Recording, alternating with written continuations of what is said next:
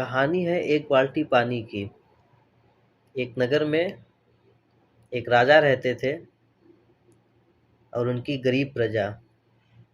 और एक दिन ऐसा आता है कि बिल्कुल उस नगर में अकाल आ जाता है।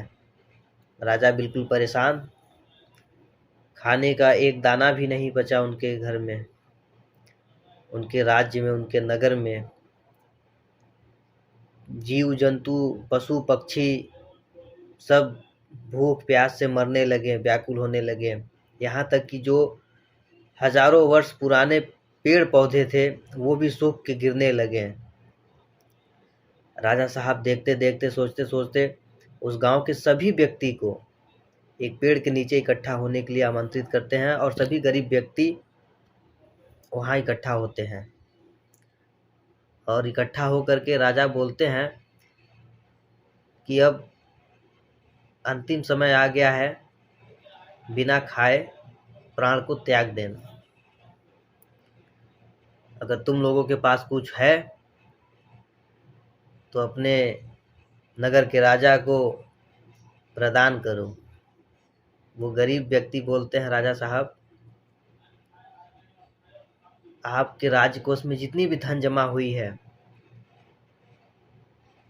आपने हम लोगों के पीठ पर जो कोड़े मारे हैं, जिस इस तेज गति से हमने इस धरती पे हल चला करके अनाज को पैदा किया, आप उसी तेज गति से हमारे पीठ पे जो कोड़े मार के हमारे अनाज को अपने सैनिकों द्वारा जब्त करवा लिए।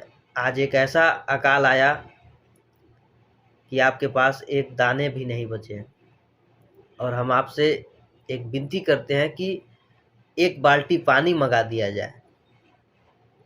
राजा साहब बोलते हैं कि लगता है गरीबी से, भूख से पागल हो गया है। वो निर्धन असहाय व्यक्ति बोलता है, राजा साहब एक बाल्टी पानी मंगा दिया जाए। वहां पे एक बाल्टी पानी मंगाई जाती है और कहा जाता है कि राजा साहब, आपके राजकोष में जितनी भी धन जमा हुई है, जितनी भी संपत्ति इकट्ठा हुआ है, आप उसको सब मंगवा लीजिए। राजा बिना सोचे समझे उस संपत्ति को मंगा लेते हैं। हीरे जवाहरात, सोने चांदी के जो भी आभूषण थे, सबको मंगा लेते हैं राजा साहब। फिर उसमें से एक गरीब असहाय निर्धन व्यक्ति था और बोलता है कि राजा साहब थोड़ी जगह दीजिए। कुछ लोग अपने बैठे हुए स्थान को छोड़ करके थोड़ा पीछे हो जाते हैं